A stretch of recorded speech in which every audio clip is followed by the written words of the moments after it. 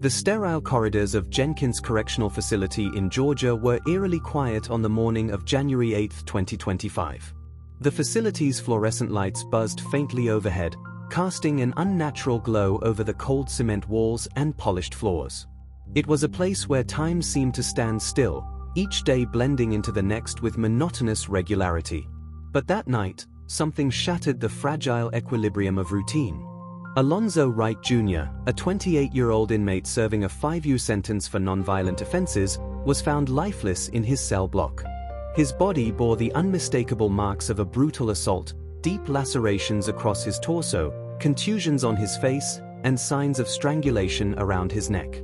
The sight was gruesome, even for seasoned correctional officers who had witnessed their fair share of violence behind bars. As paramedics arrived to confirm what everyone already knew, that Alonzo was dead, the air inside the facility grew heavy with unease. This wasn't just another death, it was a mystery wrapped in fear. Who could have done this? Why? And perhaps most disturbingly, why did no one hear or see anything until it was too late? To understand Alonzo's tragic end, one must first look at the circumstances that brought him to Jenkins Correctional Facility. Born and raised in Atlanta's West End neighborhood, Alonzo grew up surrounded by poverty and crime. His childhood was marked by instability. His father abandoned the family when he was 6, leaving his mother to raise 3 children on her own. She worked long hours as a janitor, struggling to make ends meet while trying to shield her kids from the harsh realities of their environment. By the time Alonzo reached adolescence, he had become deeply entangled in street life. Drugs, petty theft, and gang affiliations became part of his daily existence. Yet despite these challenges, there were moments when Alonzo showed promise. He excelled academically during brief stints in school and harbored dreams of becoming a mechanic. At 17, he even secured an apprenticeship at a local auto shop, but those aspirations crumbled under the weight of peer pressure and financial desperation. Over the years, Alonzo accumulated several arrests for minor crimes like possession and trespassing. Each brush with the law left deeper scars on both his psyche and his future prospects. By the age of 26, he found himself facing multiple charges related to drug distribution. Though not violent, his actions landed him in Jenkins Correctional Facility, where he hoped to turn his life around through education programs offered within the prison system. But hope is a fragile thing, especially in places like Jenkins. On the night of January 7th, everything seemed normal at first. Inmates settled into their cells after dinner, some chatting quietly, others retreating into solitude. The guards performed their rounds methodically, their footsteps echoing down the hallways. Then, shortly after midnight, chaos erupted. It began with screams, a guttural, primal cry that pierced through the silence.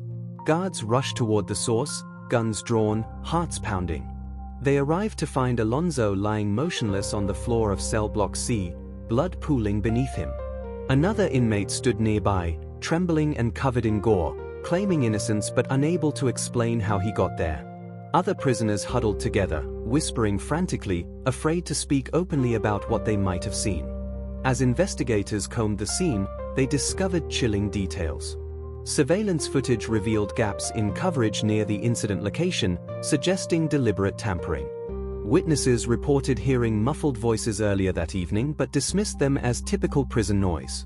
Most alarmingly, none of the security protocols designed to prevent such incidents appeared to have been followed properly. In the days following Alonzo's death, rumors spread like wildfire throughout the facility. Some inmates speculated that rival gangs were responsible, pointing fingers at members of the notorious Red Veins syndicate known for its ruthless tactics. Others suggested racial motivations, alleging tensions between African American and Hispanic populations within the prison. A few whispered darker theories involving corrupt staff members colluding with inmates for personal gain. Among the inmates, trust evaporated overnight. Paranoia reigned supreme as individuals questioned whether anyone could truly be safe inside Jenkins' walls. For many, Alonzo's death served as a grim reminder of the power dynamics at play, a stark illustration of who held sway over life and death within those confines. Meanwhile, outside the prison gates, media outlets picked up the story, sensationalizing aspects without offering much clarity. Headlines screamed about gang wars and corruption, fueling public outrage but doing little to illuminate the truth. For Alonzo's family, the news hit like a freight train. His mother collapsed upon hearing the call from authorities, her sobs shaking the small apartment she shared with her youngest daughter. Friends and neighbors gathered to offer support, but words felt hollow against the gaping void left by his absence. Vigils were organized in Atlanta, drawing crowds of mourners who carried candles and signs demanding justice. Community leaders spoke passionately about systemic failures within the penal system, urging lawmakers to take action. Yet for all the rhetoric, concrete answers remained elusive. Alonzo's sister, Tanya, became particularly vocal in her pursuit of truth. Armed with determination and a background in social work, she launched her own investigation, interviewing former inmates and digging into public records. What she uncovered shocked her: allegations of guard misconduct, unchecked brutality, and widespread neglect. These findings only deepened her resolve to expose the injustices that contributed to her brother's demise. As official inquiries progressed, disturbing patterns emerged. Reports indicated that Jenkins Correctional Facility had long struggled with issues of corruption and mismanagement. Guards were accused of accepting bribes in exchange for contraband smuggling, including weapons and drugs. Inmates described being coerced into participating in illegal activities under threat of violence or solitary confinement. One whistleblower, a former corrections officer named Marcus Thompson, came forward to reveal the extent of the problem.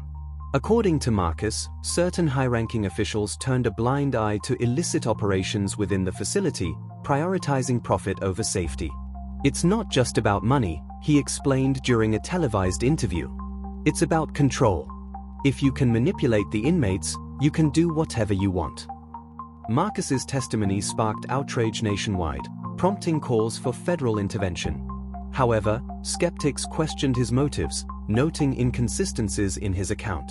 Still, his revelations added another layer of complexity to the unfolding saga surrounding Alonzo's death. Months passed, yet definitive answers remained elusive. Autopsy results confirmed that Alonzo died due to blunt force trauma combined with asphyxiation, but forensic evidence failed to identify specific perpetrators. Meanwhile, internal audits conducted by the Department of Corrections painted a damning picture of institutional dysfunction.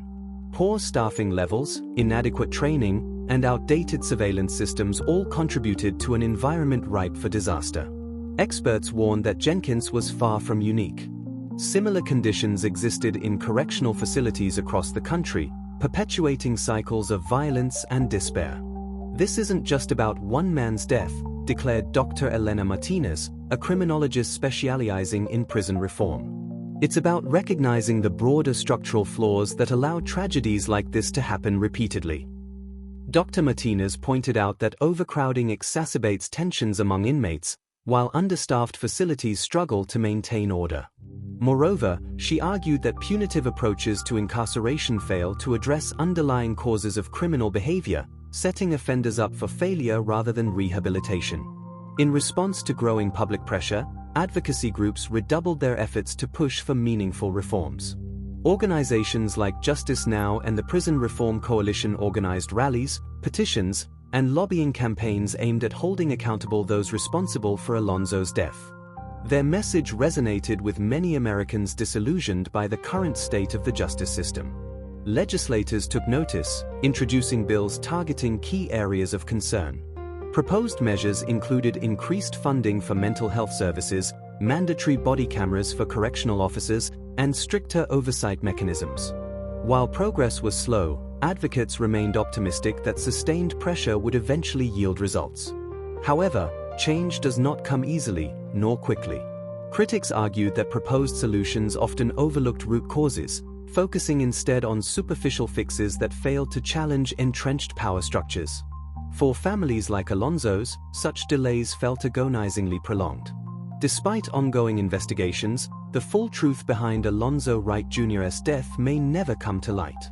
Official reports concluded that his murder resulted from a combination of factors: gang rivalry, opportunistic violence, and systemic negligence, but stopped short of assigning blame to specific individuals.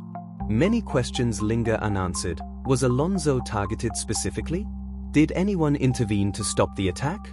And if so, why didn't they succeed? For Tanya and other loved ones, closure remains elusive.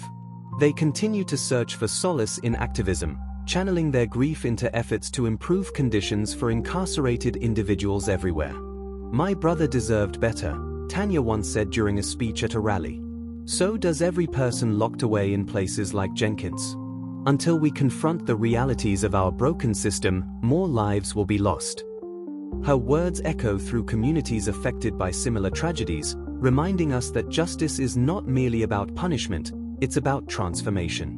Only by addressing the complexities inherent in modern corrections can society hope to honor victims like Alonzo Wright Jr. and prevent future horrors. And so, the shadows cast by that fateful night in January 2025 continue to loom large, haunting not only those directly impacted but also society as a whole. In their presence lies both a warning and an opportunity, a chance to build a world where such stories no longer need telling.